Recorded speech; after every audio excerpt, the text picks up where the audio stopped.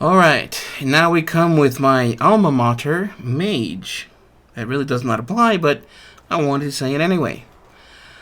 Ever since I started playing Hearthstone back in God knows when, the beta, I don't know if it was because it was the first class I played, or because I just identified, or just the power. I've always, loved power, and yet power is more of a red thing for me, but blue is the second. Red is my favorite color. Blue is my second favorite color. So I really like the whole power, the character, Antonidas, Jaina, all of them, and I love Mage, but I might have to get a little transparent here and and go with Demon Hunter now. So let's see what we got for Mage for this set. Star Scryer or Star Crier? Star Scryer. No. When you scry, no. Star Crier. Okay, let's go with that. Death Rattle, draw a spell. Okay. So you don't draw a card, you draw a spell. Interesting. You might want to have a deck that you want spells instead of a minion. Maybe like an Arcane Intellect? I don't know. 2 mana, 3/1. Don't really like it. Actually, no. 2 stars.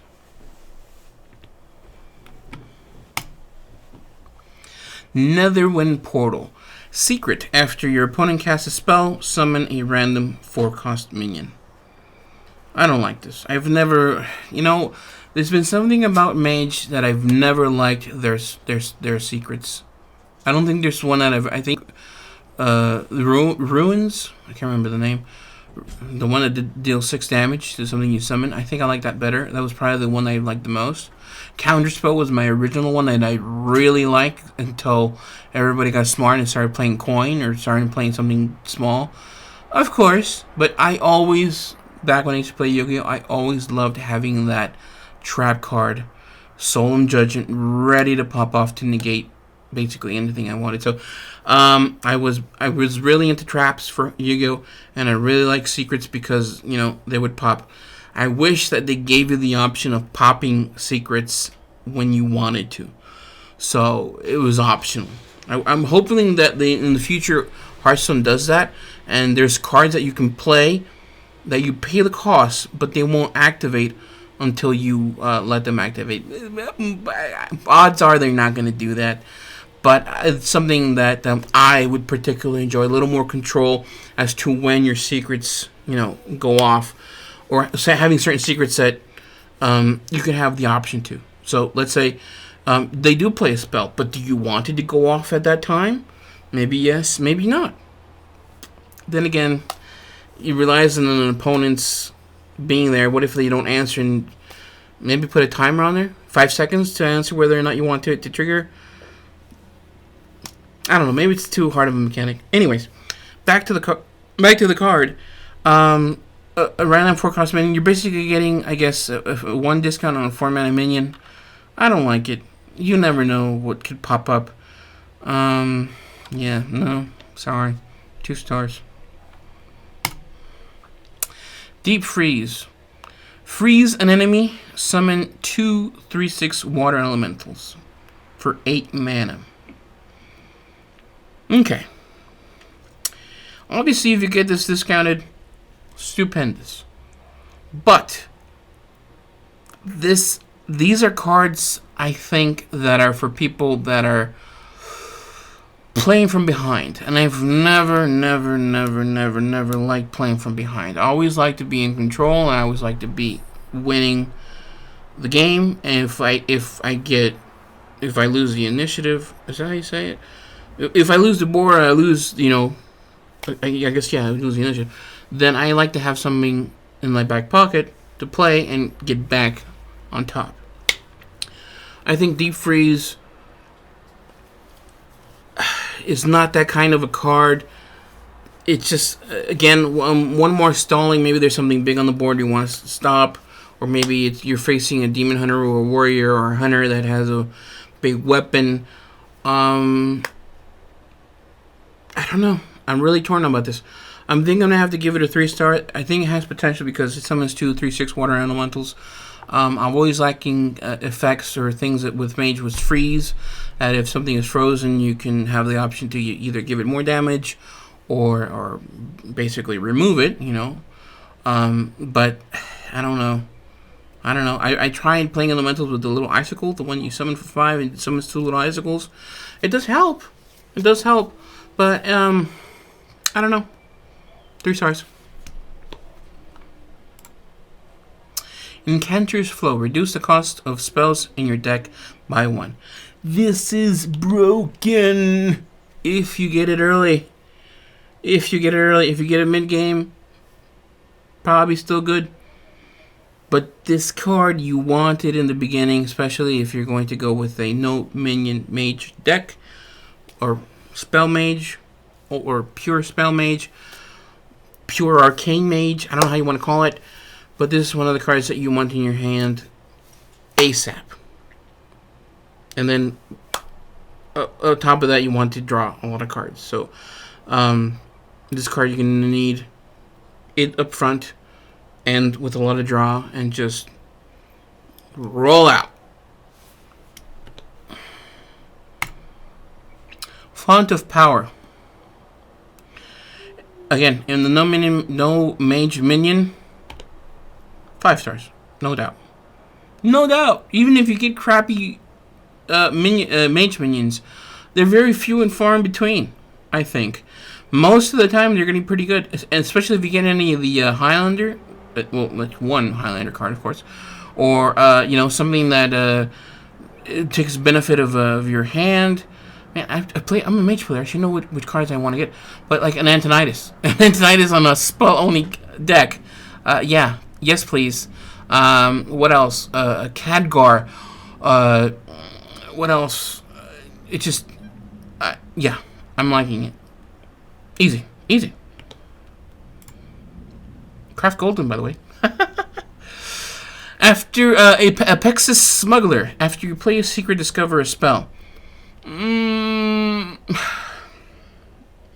This is my love-hate with Mage.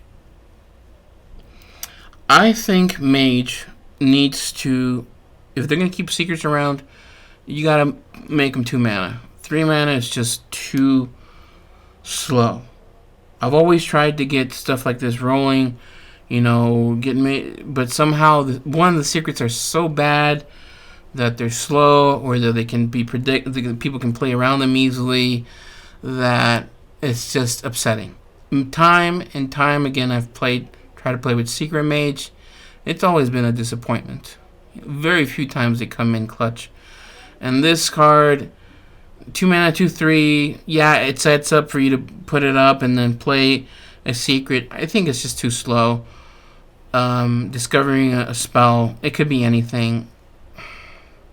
I'm gonna be a little harsh and just 2 stars.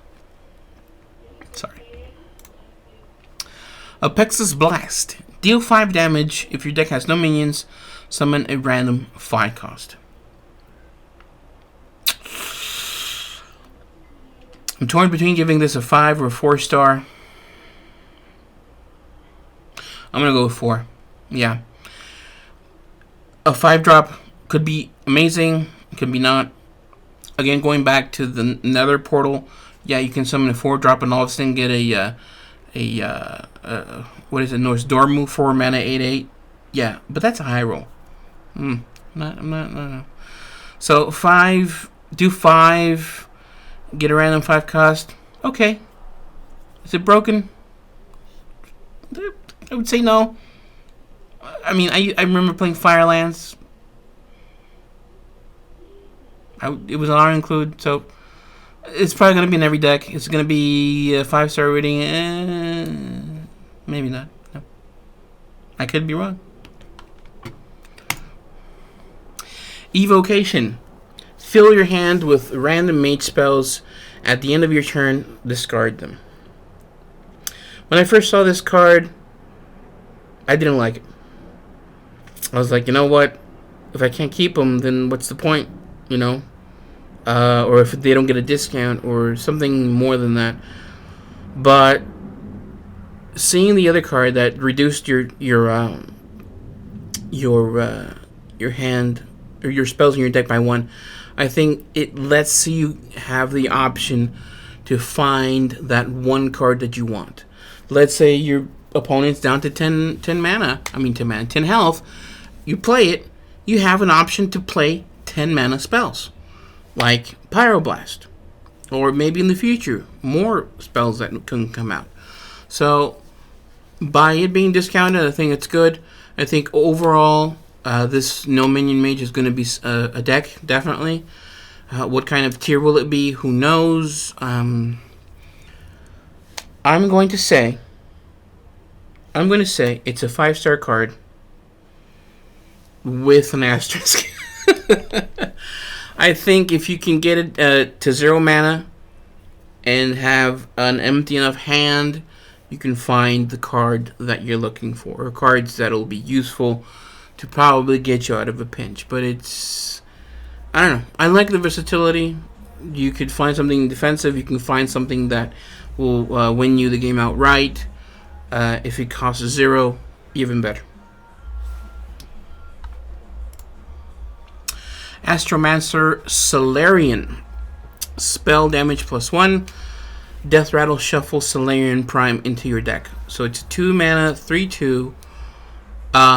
Pretty weak. But spell damage is a premium, especially if you can get it out. But I feel that you can't, it's not going to stay on the field much unless you get it late game, and then you can pair this with the Blizzard or something else cheaper with the +1. I'm a big fan of spell damage of +1, +2, +3, whatever. But I don't know. I don't know how this thing is gonna work. If you play it up front, you'll just get something. You probably won't be able to use the spell damage. You'll just be able to shuffle the prime late game. Probably more late game than anything. So let's see what the prime is. Spell damage +1. Okay, so it keeps the spell damage. Battle Cry. Cast 5 random mage spells. Targets enemies if possible. Okay, for 7 mana, 7/7, fair right off the bat. Cast 5 random mage spells. That's a big discount. These are the cards that I like. You get big discounts, and the big cherry on the top, targets enemies if possible. Yeah, that's a big premium right there. I'd say, yeah, I have to give it a 5-star. Yeah, no doubt about it. 5 stars. I'm sure one way or another, I'll try to fit it into a deck, and hopefully it works out. Imprisoned Observer. Dormant for 2 turns. When this awakens, deal 2 damage to all enemy minions. 3 mana, 4/5. I like it. I like it a lot. 4 stars.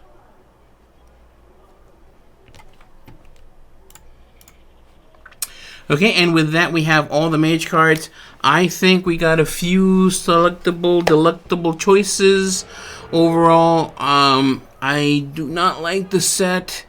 I think we just Astromancer, Evocation, the Imprisoned Observer. I like those cards. Font of Power, obviously very powerful. Encanter's Flow could work, but I think, I don't think they did my girl Mage good, or my boy Khadgar good. So I think I'm going to find myself playing a little more Demon Hunter than Mage for this set, unfortunately. I do have a thing about always crafting golden Mage cards, because most of my only gold Mage cards are from Mage. Yeah, I'll probably still do it. Yeah, have a nice golden Astromancer and an Evocation, even though I won't get to keep cards. Okay, so that's it for Mage.